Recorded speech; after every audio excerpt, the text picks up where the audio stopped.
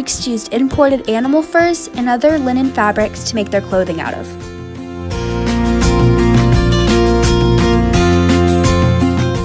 The rich would dye their clothing bright colors out of influence from the Minoans.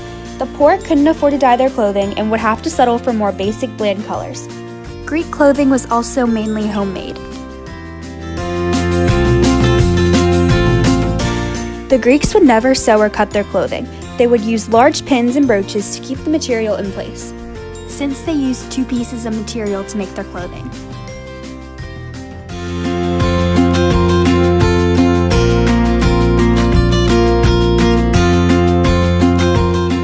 This picture shows how women pinned 2 pieces of fabric together to make their clothing.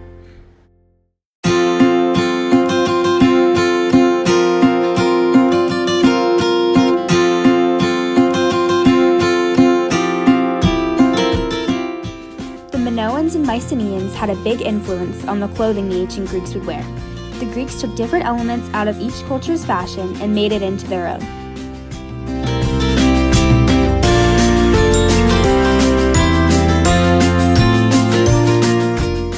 Women typically of the upper class wore veils that were influenced by Eastern civilizations in everyday life.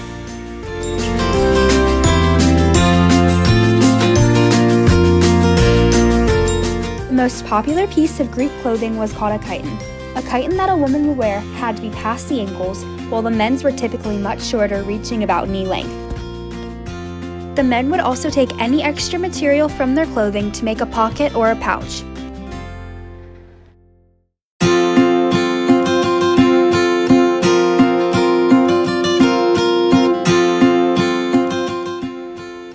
The Greeks wore sandals for their shoes. They had many different styles and made sure that they had thick leather bottoms to protect their feet, especially during battle.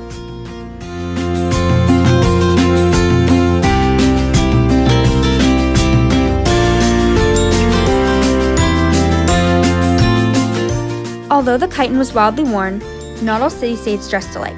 The Athenian women were very modest and would show little skin.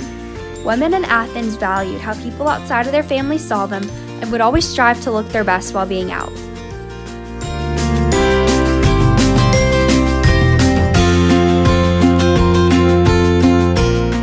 Spartan women were much more laid back. They were brought up to show skin in comparison to Athenian women who were taught to be more modest.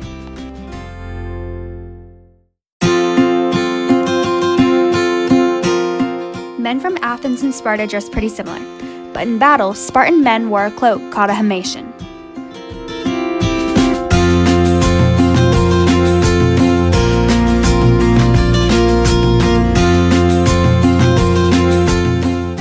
Thank you for watching. I hope this gave you a better understanding about Greek clothing and how they made it.